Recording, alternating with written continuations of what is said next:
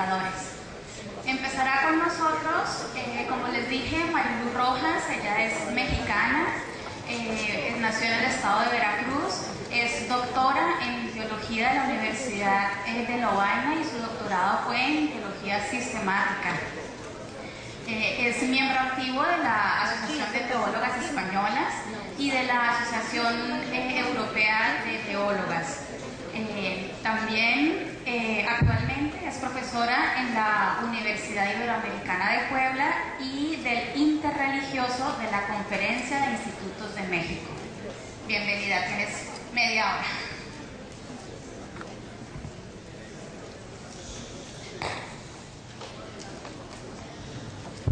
Gracias. Buenos días.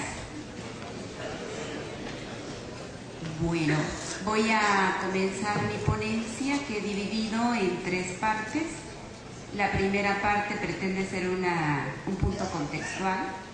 La segunda parte es por qué hablar de espiritualidad liberadora y por qué estoy hablando más bien de una tendencia intercultural hacia una espiritualidad ecofeminista liberadora. Después, en la tercera parte tenemos una especie de retos, desafíos o conclusiones, que no pretende ser tampoco un resumen de lo que ya aquí se ha presentado, pero que habrá elementos que coincidan. Bien, pues siendo coherentes y reconociendo que la teología de la liberación siempre se ha caracterizado por ser crítica y autocrítica, he de comenzar mi aportación diciendo que aunque bien sabemos que esta asamblea tiene como objetivo celebrar los 50 años del Concilio Vaticano II y los 40 años de la teología de la liberación, todavía las mujeres somos sujetos emergentes.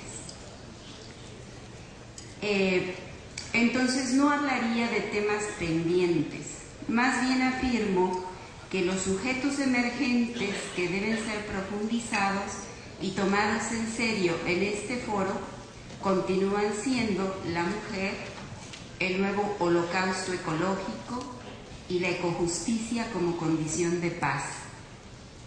Las y los nuevos sujetos emergentes como la teología feminista, la teología queer, la teología mestiza, la teología latina, las teologías afroamerindias e indígenas. Son subjetividades que la teología y la espiritualidad deben abordar desde una nueva perspectiva.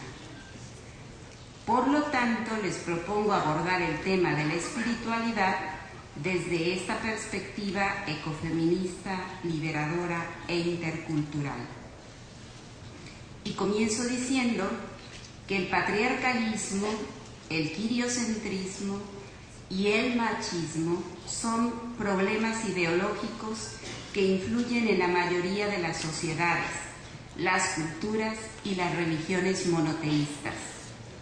La espiritualidad y la teología de la liberación en América Latina no se han librado del todo de estas influencias, por lo que la teología feminista y ecofeminista de la liberación pretenden deconstruir las bases epistemológicas en las cuales se fundamenta el patriarcalismo, el quiriocentrismo y el machismo de la sociedad y de la Iglesia latinoamericana. Y desde ahí hacer una lectura de la espiritualidad capaz de ser verdadero signo de liberación para las mujeres y los hombres. Las realidades de exclusión, marginación, violencia, feminización de la pobreza e injusticia contra las mujeres son problemas transculturales, transreligiosos y transepistémicos. Esta problemática es tan fuerte y profunda que después de la pobreza, las mujeres hemos de enfrentar el machismo social y mayormente el clerical. por lo que se requiere una postura intercultural crítico-feminista capaz de hacer conciencia de esta situación a nivel interseccional, lo cual implica el ámbito cultural, el ámbito social, el ámbito político, económico y religioso. Desde la experiencia de la interculturalidad ha de influirse en la transformación de las demás estructuras, porque no ha de olvidarse que la opresión se construye en las ruinas culturales. Los argumentos en que me fundamento para proponer una espiritualidad ecofeminista, intercultural, liberadora, son los siguientes. Primero, hay una situación de opresión, exclusión y marginación de las mujeres latinas y latinoamericanas, como he dicho, que atraviesa interseccionalmente las culturas y las religiones, lo que hace necesaria la interseccionalidad del análisis de género. Segundo, el nuevo holocausto en el que todos y todas de alguna manera participamos y somos responsables es el holocausto ecológico, el cual tiene entre sus principales víctimas a los más pobres y de entre ellos a las mujeres, a los niños, a las niñas, a las poblaciones indígenas y de origen afroameríndio. Tercero, América Latina es un continente multicultural, multicontextual y caracterizado por la injusticia que demanda una necesaria respuesta precisamente desde la interculturalidad teológica, epistemológica y metodológica. Cuarto, no se puede construir la liberación de la mujer sin lograr también la liberación de la naturaleza de manos de la explotación patriarcal. Con lo anterior, pretendo decir que desde una espiritualidad y teología ecofeminista de la liberación, es necesario no absolutizar los métodos, y en este caso el método ver, pensar, actuar, pues aunque reconocemos que hemos bebido de esta fuente metodológica, necesariamente dicho método debe entrar en un diálogo con otras metodologías, como el método de suspicción o de la sospecha, el método de la interseccionalidad o de entrecruces de diversas realidades, por mencionar algunos. También urgimos y demandamos el reconocimiento serio de los saberes como categorías epistemológicas y no solo como simples saberes, porque desde ahí es importante elaborar nuevas construcciones epistemológicas y teológicas. Algunas de las realidades que constatamos con respecto a la forma como se ha expresado la vivencia de la espiritualidad últimamente y que nos hace replantearnos nuevos retos y desafíos son: la espiritualidad se ha visto reducida a una especie de ritos y prácticas religiosas en la mayoría de los seminarios de las casas religiosas y en los movimientos laicales, de tal forma que la espiritualidad pareciera no tener mayor incidencia en la transformación de las realidades sociopolítico-culturales y económicas. Más bien se comprende a esta al margen de todas las realidades, reduciéndola a veces a una práctica un tanto enajenante y evasiva de la realidad. Somos testigos de una gran influencia de movimientos espirituales que se expresan independientemente de las iglesias y de las religiones, y que son fruto de una enorme necesidad de la sociedad actual de trascender. En estos movimientos espirituales se destaca la expresión lúdica y artística, carentes en nuestras liturgias, elementos que parecen estar totalmente perdidos en nuestro espacio cultural. La comprensión de la espiritualidad en lo que se refiere al último documento del episcopado latinoamericano emitido en Aparecida hace énfasis en una espiritualidad de comunión, entendida esta como unidad y fidelidad a la Iglesia institución. Sin embargo, no se explica qué se entiende por espiritualidad ni cómo ésta podría influir en las transformaciones de las realidades sociales.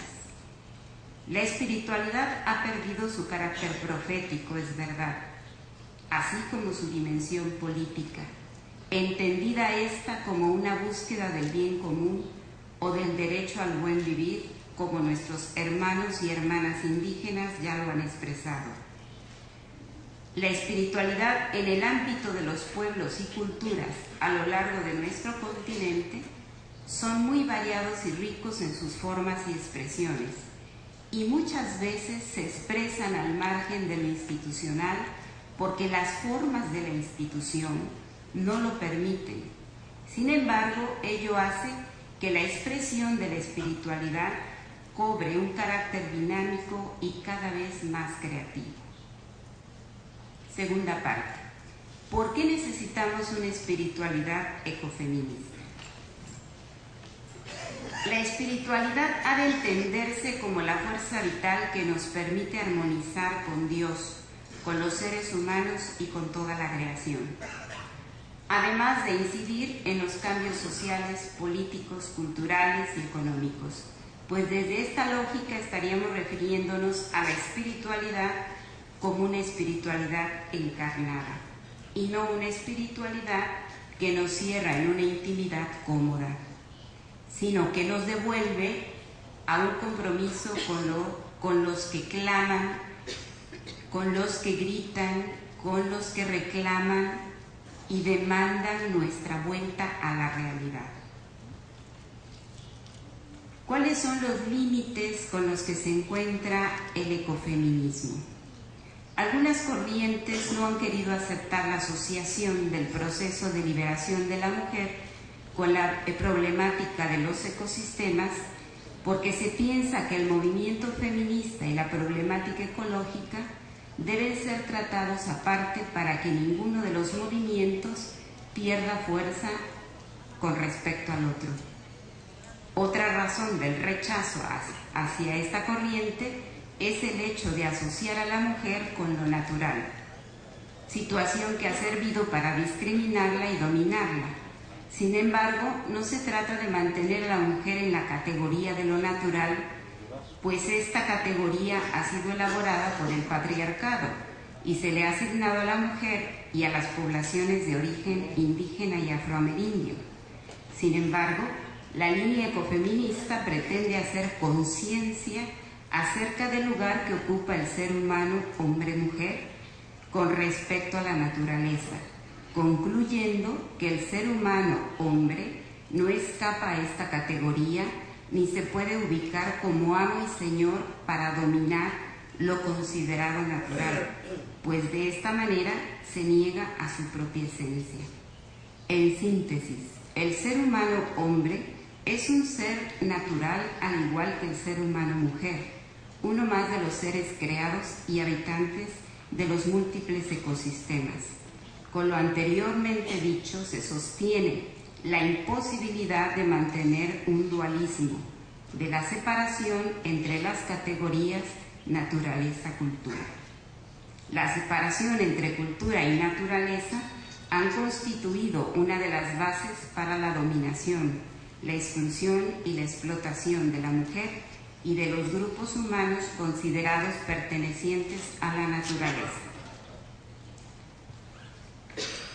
Esta dicotomía es la que ha servido para que incluso la espiritualidad durante un buen tiempo fuera considerada como una característica de una vida angélica y sobrehumana, que nada tenía que ver con lo material, con lo político ni con los cambios sociales. Toda la problemática que debía enfrentar ante esta compleja realidad era solamente como espectadora. El movimiento ecofeminista tiene como base fundamental una espiritualidad de compromiso profético y ético de cojusticia, que no solo pretende la liberación de la mujer y de la naturaleza, sino de todos y todas aquellas formas de dominación que desde la mentalidad androcéntrica y patriarcal han sido la causa de explotación, marginación y exclusión. El ecofeminismo se caracteriza por ser considerado un movimiento político-social inclusivo de emancipación que pretende superar el dualismo naturaleza-cultura desde una visión y comprensión epistemológica y antropológica inclusiva. Esta línea de pensamiento pretende ser una crítica histórica al antropocentrismo que ha constituido al hombre como el centro del universo y ha violentado y explotado abusivamente los ecosistemas.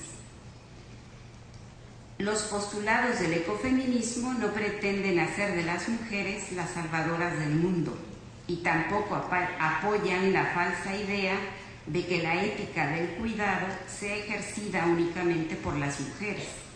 El cuidado de la vida, de la tierra, de los ecosistemas y de nuestro planeta es responsabilidad de hombres y mujeres.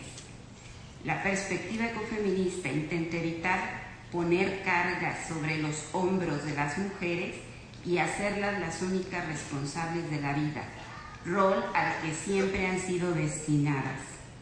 Esta visión trata de incluir y crear conciencia también en los hombres de esta mutua responsabilidad y de la necesidad de liberarse de su propio patriarcalismo. El surgimiento del ecofeminismo como una respuesta contestataria a estas realidades de opresión, a la necesidad de liberación de las mujeres y a la crisis global de la naturaleza, ha generado a su vez distintas posturas dando paso a la conformación de diversas líneas de expresión de la espiritualidad. Paso ahora a la conclusión, a los retos y a los desafíos.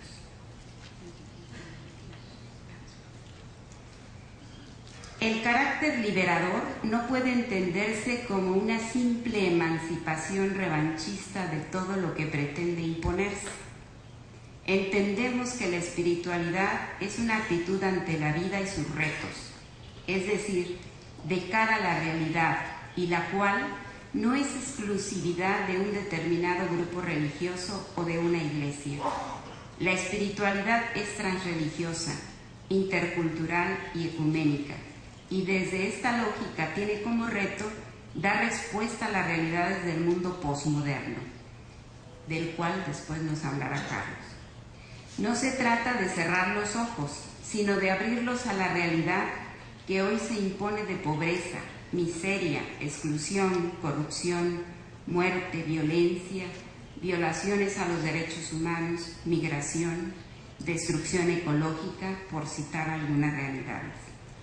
Desde esta perspectiva es como la espiritualidad es liberadora, pues pretende crear una conciencia crítica ante estos sucesos y suscitar el compromiso de transformar la sociedad.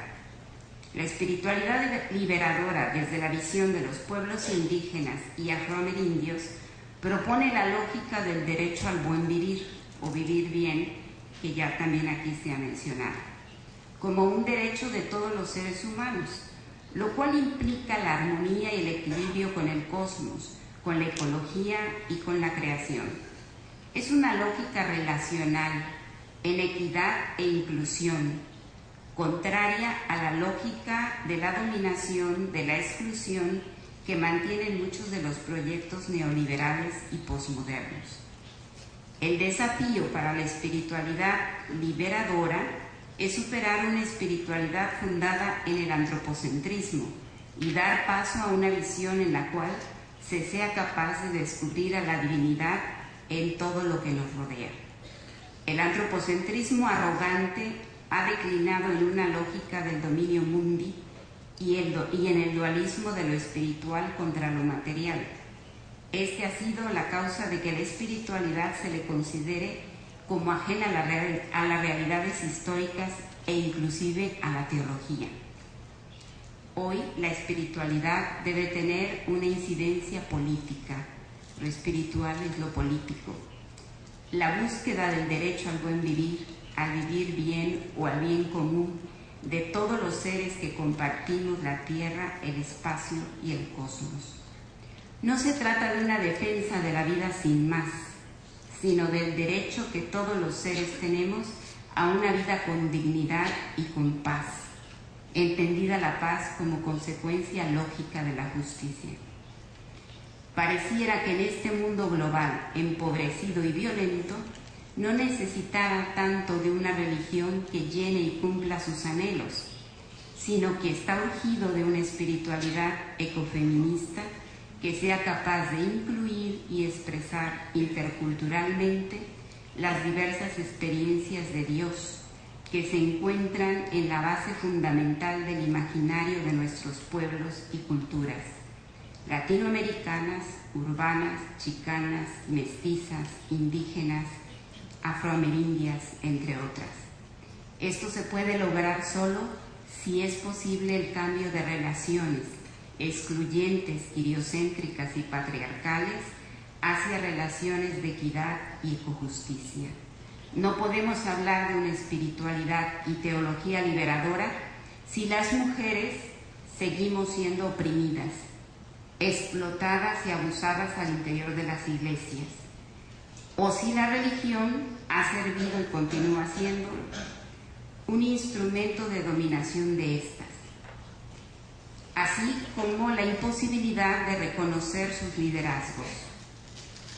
Mientras no exista la relación de equidad, inclusión, visibilidad y respeto, no puede haber teología de la liberación. Por lo cual, ahora pediré a las mujeres de esta asamblea que han trabajado durante 50 y 40 años respectivamente en los movimientos liberadores a que se pongan de pie.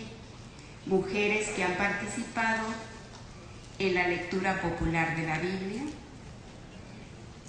mujeres que han interpretado la Biblia, que han hecho una traducción feminista de la Biblia, que han trabajado en comunidades cristianas de base, eclesiales de base, derechos humanos,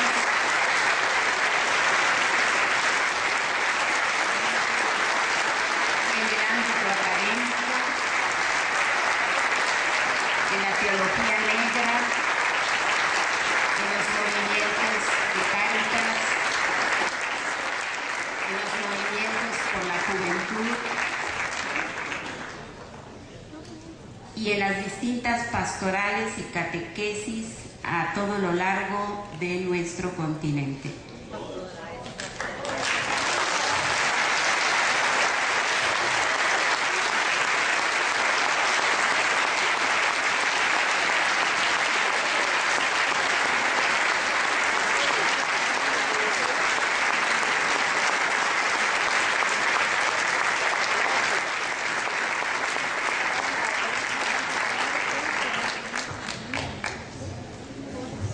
Muchas gracias.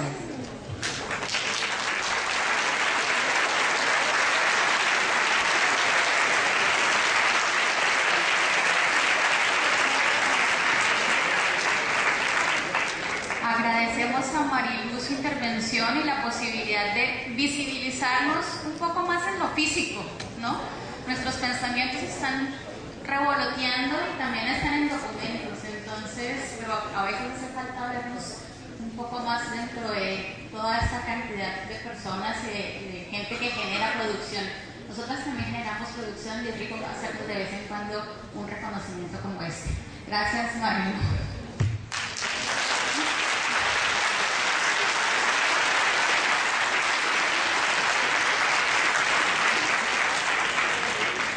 Con nosotros también está Carlos Mendoza Álvarez, de la Orden de Predicadores. Él es doctor en teología de la Universidad de Friburgo y tiene el postdoctorado en teología fundamental también de la Universidad de Friburgo. Es académico de tiempo completo del Departamento de Ciencias Religiosas de la Universidad Iberoamericana de Ciudad de México. Es presidente de la Unión de Instituciones Teológicas Católicas de México en el periodo 2009-2011 y ahora fue elegido por el periodo 2012-2013. Tiene varios escritos, pero el último se llama El Dios escondido de la posmodernidad, Deseo, Memoria e Imaginación Escatológica, ensayo de teología fundamental posmoderna, y está traducido al portugués. Tienes media hora. Muchas gracias. Todos somos sobrevivientes y yo quisiera hablar también como sobreviviente. Vengo de un país, México, en el que en los últimos 6 años ha habido más de 100.000 muertos y desaparecidos por una guerra absurda contra el crimen organizado y el narcotráfico, donde el presidente de México ha desatado una violencia que ya los criminales mismos habían también inspirado y motivado. No puedo hablar sino desde este contexto como sobreviviente, pero también sobreviviente de muchos invisibilizados que quizás aquí convendría la pena de algún modo recordar. Por ejemplo, los que han sido asesinados y asesinadas por crímenes de odio. Y me refiero a aquellas personas de la comunidad lésbico, gay, transexual, transgénero, que en muchas sociedades del planeta existen a contrapelo de la historia. Y hay sobrevivientes también de cada una de nuestras historias de vida, de la cultura negra, indígena, de los migrantes, muy ausentes, por cierto, creo yo, en este congreso. Y quisiera proponerles que en unos instantes nos acordáramos de nuestros muertos, de aquellos a quienes de algún modo les debemos la vida y también la esperanza. Porque es, como decía Paul Ricoeur, cuando estamos frente a situaciones tan difíciles como la que acabo de describir, o contamos cadáveres o contamos historias. Hagamos unos instantes de silencio.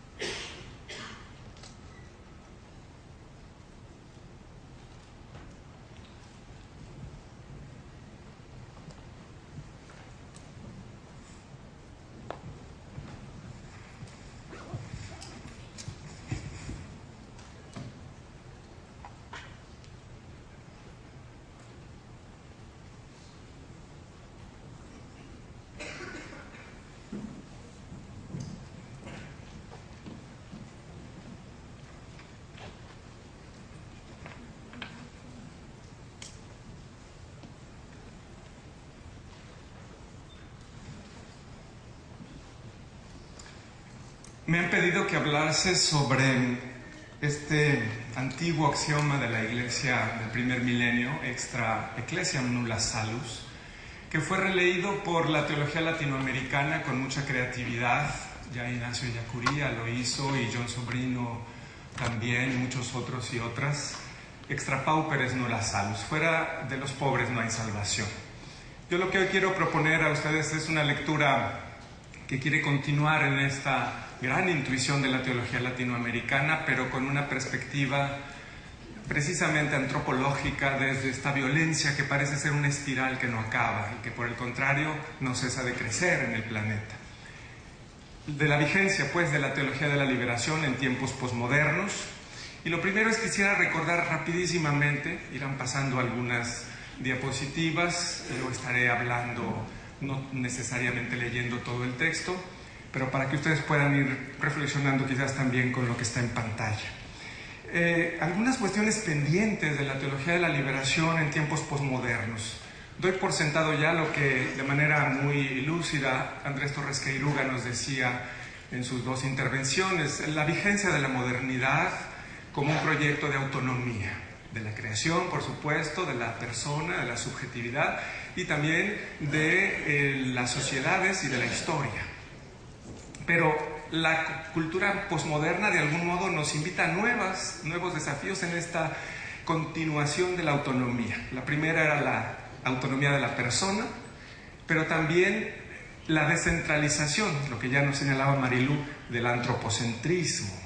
Cómo incluir a la relación con el cosmos. Aquí aparece un cuadro que no es el hermano de Geraldina, sino que es un Cristo posmoderno, pintado por un hermano mío, un fraile dominico, Julián Pablo, homenaje a Bob Marley le llamó. y que de algún modo nos recuerda pues una imagen quizás nueva de Dios y de Cristo Jesús en particular, más contemporánea.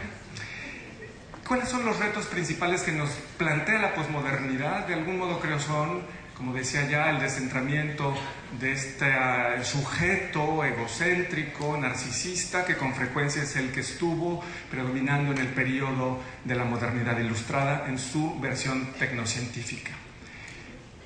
Y en esta perspectiva la pregunta es, extra ecclesiam nulla salus, ¿qué significa? Yo quiero retomar la expresión de San Cipriano de Cartago, porque creo que es vigente. Tengo el atrevimiento de decirlo aquí.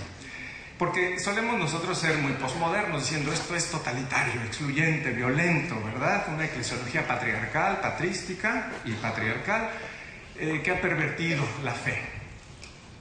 Pero no olvidemos lo que ya se nos recordaba aquí, Víctor Codina lo hizo de manera brillante, cómo la eclesiología del primer milenio está toda ella marcada por una neumatología. Y eclesia no se entiende sino en esta dimensión, ¿verdad? Es esa communio sanctorum de hombres y mujeres que desde Adán y Eva están animados por el Espíritu, con la imagen y semejanza de Dios. Selec vehemek, dirán nuestros amigos biblistas. Pero ¿qué sucede si por el término eclesia, como bien también hacían los medievales distinguir los supuestos, entendemos por la frase de Agustín, ecclesia ab Abel, Abel initium civitas Dei est. Fuera de los inocentes victimados, por supuesto que no hay salvación. Fuera de las víctimas no hay salvación. No nos quedemos con la definición de Trento, que después el cardenal Bellarmino pensó una idea más institucional de iglesia. Volvamos a las fuentes en el espíritu de Vaticano II. Y si entonces entendemos que la iglesia es la comunidad de inocentes victimados, y va a aparecer ahora una pintura de unos mártires de Chiapas, los mártires de Acteal, que en el año de 1997, mientras ellos oraban por la paz, ellos y ellas, 48 mártires, fueron asesinados en una ermita por defender la paz en medio del conflicto entre los neozapatistas y el gobierno federal. ¿De qué se trata, creo yo, para nosotros para pensar extra víctimas nulla salus? Fuera de los inocentes victimados no hay salvación. Perdón. Bueno, pueden ver mejor, sí. Disculpe. Se trata, por tanto, de una perspectiva que creo nos ayuda a entender la universalidad del pobre, que ya la teología de la liberación en su primera generación planteó. Hay que escuchar el clamor de Abel. Sigue subiendo al cielo. Y en este sentido hay una realidad que no podemos nosotros de algún modo desconocer, que es que entonces el sufrimiento del pobre, del inocente, del excluido de cualquier sistema de totalidad, y aquí ya entra el rasgo posmoderno, es un lugar teológico. Es más, no solo un lugar teológico, es un interlocutor de la misericordia, de la sabiduría divina. La teología de la liberación lo hizo en su momento, acompañando la comprensión de los excluidos, pero hoy tenemos la posibilidad de hacerlo reconociendo los rostros diversos de la exclusión. Ahí aparecían algunos, ¿verdad? La comunidad latina, en los Estados Unidos, la comunidad negra, la comunidad LGBTT y más TES.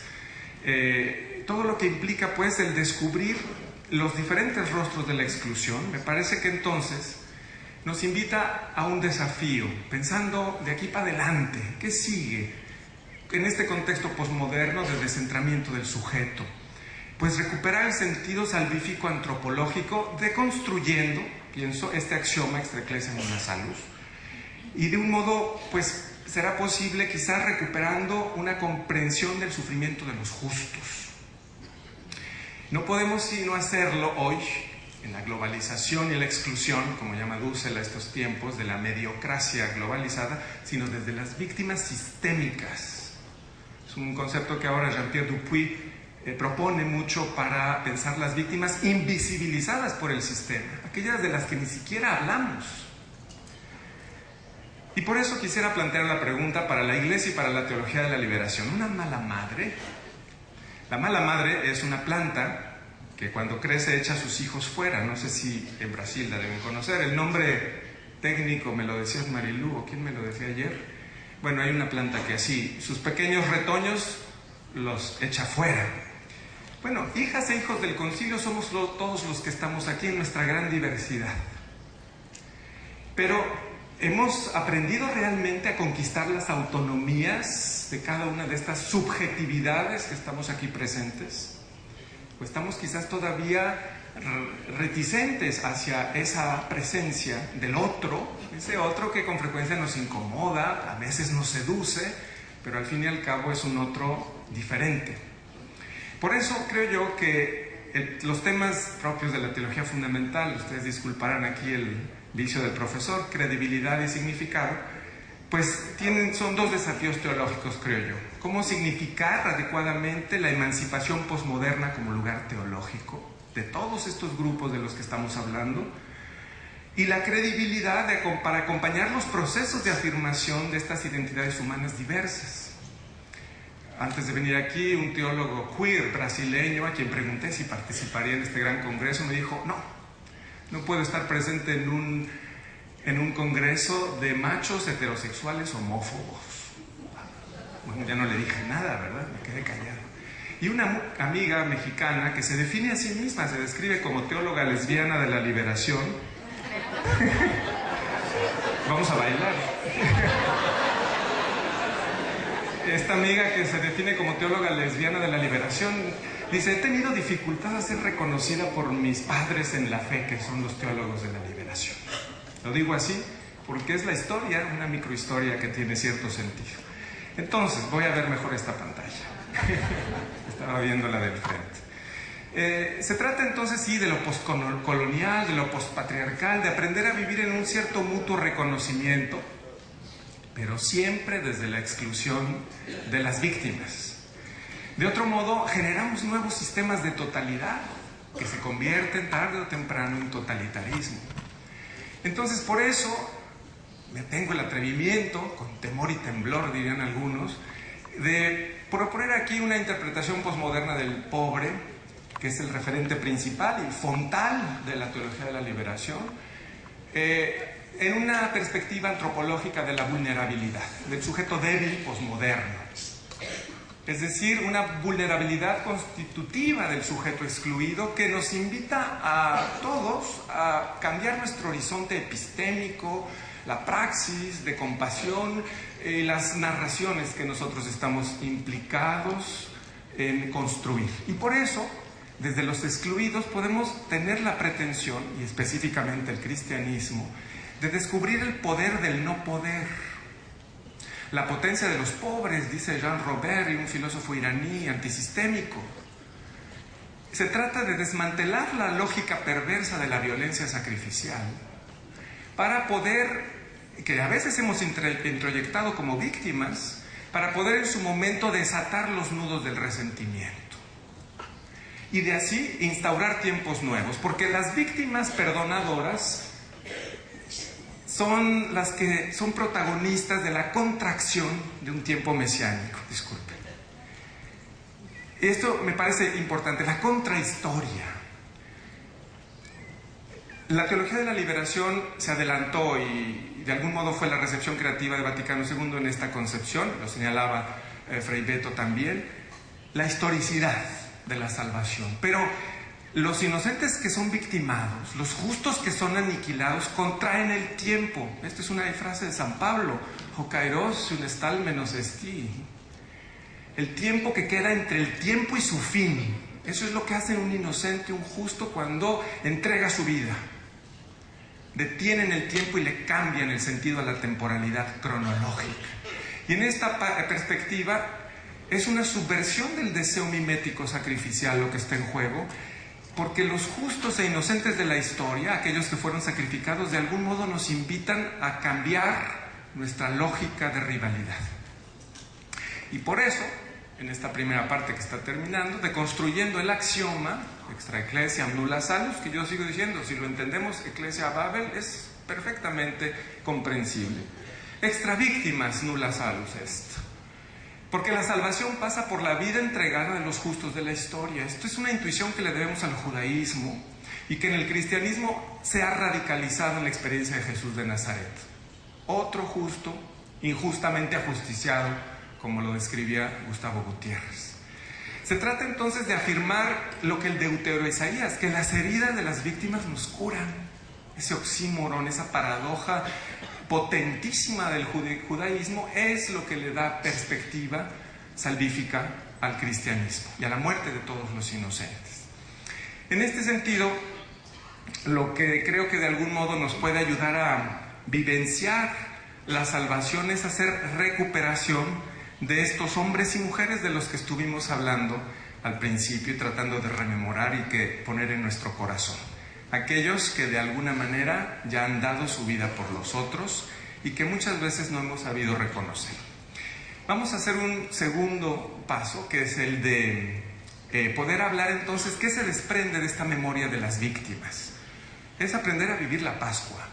¿Cómo podemos pasar de una memoria desdichada, infeliz de estas víctimas y de este sufrimiento a una memoria dichosa?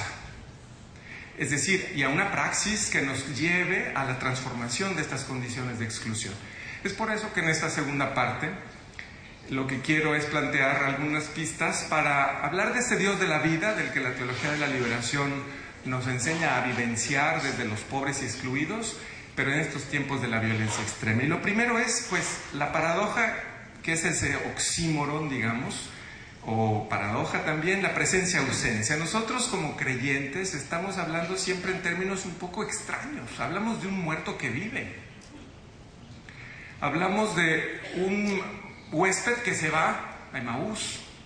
Hablamos siempre de esta distancia que nos separa del misterio. María Magdalena enamorada, no lime tanger, le dice Jesús, ¿verdad? No me toques. Bueno, ¿de qué se trata? De aprender a vivir el seguimiento de Cristo en el colapso entre las piedras y el polvo, escribía James Allison, un teólogo que vive en Brasil, es inglés. Se trata de aprender a ser discípulas y discípulos, creo yo, en esta perspectiva kenótica. Es la espiritualidad de la kenosis, ya de algún modo las intervenciones de varios de ustedes han abordado ese punto, pero entonces se trata de hablar de un Kyrios cuyo poder es el no poder. Otra paradoja. Desde las llagas nos cura. Y es por eso que ahí pongo pues estas expresiones que sabemos y conocemos todos de María Magdalena, de Tomás, del relato de Tomás y de Emaús. Se trata entonces de una presencia-ausencia, donde cada uno de nosotros está invitado a vivir como sujeto vulnerable, afectado por los otros que me irritan, que me seducen y al mismo tiempo que son compañeras y compañeros de vida. Y por eso, desde esta narrativa, creo que tenemos que vivir en la autonomía y la heteronomía, siendo muy sospechosos de todo metarrelato de totalidad, recuperando microhistorias y tratando de vivir con la compasión afectiva y efectiva con los excluidos de cualquier sistema de totalidad, incluida la Iglesia latinoamericana. Se trata entonces de recuperar, y aquí ya se trabó porque está repitiéndose lo mismo, esta imaginación creativa en nuevas relaciones sociales, pero también, creo yo, eclesiales. ¿Por qué decir todo esto en un congreso de teología continental, un congreso continental de teología? Porque me parece que tenemos un nuevo desafío, el famoso nuevo paradigma, pero que tiene ya procesos sociales en gestación, en movimiento. Y son todos estos grupos que afirman su identidad y su derecho a la diferencia, y que no hemos, creo yo, sabido reconocer en la Iglesia también latinoamericana. Este es un cuadro del hijo pródigo en medio de cochinitos, de cerditos, de puercos. Todos somos hijos pródigos, hijas pródigas en medio de puerquitos. Y hasta que no nos reconocemos tales, no podemos saber qué es la salvación, qué es el amor incondicional y gratuito de Dios. ¿Hacia dónde, pues, quiero ir concluyendo? Una presentación ciertamente muy rápida y esquemática, pero que es como una serie de chispazos para ayudarnos a entender por dónde apunta la razón posmoderna. La racionalidad la llamamos así por no tener todavía otro nombre, sé que supone la modernidad, pero no la agota. Recuperar pues al sujeto débil que asume la exclusión como lugar teológico, eso es fundamental, en la búsqueda mística de los posmodernos que están buscando espiritualidad fuera de la Iglesia, sensibles a la diversidad religiosa, una comunión en la diversidad. Si la Iglesia no es capaz de incluir esta diversidad humana, cultural, epistémica, no puede ser sacramento de comunión del Dios unitrino. Y por tanto, la inspiración de la Ruaj divina, que siempre está ahí, como bien nos lo recordaba Leonardo Boff, de algún modo la desconocemos. Le quitamos el poder de transformar nuestras microhistorias. Y sí, ciertamente hay que pensar globalmente y actuar localmente, pero siempre desde las márgenes de un sistema de totalidad. Eso es, yo creo, el gran aporte de la racionalidad posmoderna a cualquiera de las teologías. Bueno, allí están varios sujetos. Está don Samuel Ruiz, ¿verdad? Está Marcos el Zapatista, está un chamula, está una travesti o un travesti, no sabemos qué sea, pero en fin, es esta diversidad de sujetos que de algún modo nos ayuda a reconocer la presencia de la vida, de la sabiduría divina, de la sofía divina, dirían mis amigas feministas, o bien de esa realidad extraña de Dios, un Dios queer, raro, porque siendo Dios encarna, ahí está la rareza divina, y sin embargo ahí está su sobreabundancia amorosa. De tal modo que entonces creo yo, y ya vamos concluyendo con esto, pues tenemos que recuperar a los sujetos sociales y eclesiales donde hoy clama la vida, donde hoy clama la dignidad. Ahí aparezco y se describen algunos sujetos sociales, como mujeres, pueblos indios, con todo su proyecto político, ético, místico, migrantes, comunidad lésbico-gay, etc. Y también las subjetividades eclesiales, que son las que creo yo nos tiene que ayudar a entrar en una nueva práctica de relaciones de comunión. Muchas gracias.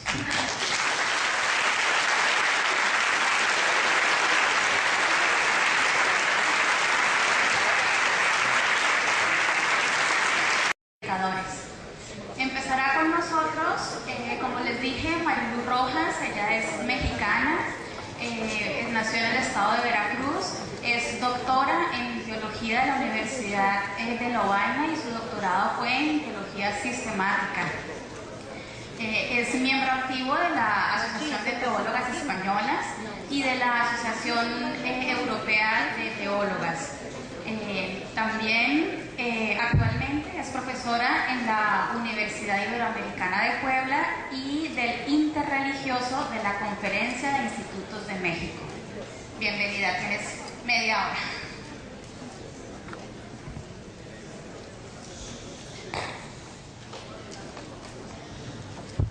Gracias. Buenos días. Bueno, voy a comenzar mi ponencia que he dividido en 3 partes. La primera parte pretende ser un punto contextual. La segunda parte es por qué hablar de espiritualidad liberadora y por qué estoy hablando más bien de una tendencia intercultural, epistemológicas, en las cuales se fundamenta el patriarcalismo, el quiriocentrismo y el machismo de la sociedad y de la Iglesia latinoamericana. Y desde ahí hacer una lectura de la espiritualidad capaz de ser verdadero signo de liberación para las mujeres y los hombres. Las realidades de exclusión, marginación, violencia, feminización de la pobreza e injusticia contra las mujeres son problemas transculturales, transreligiosos y transepistémicos.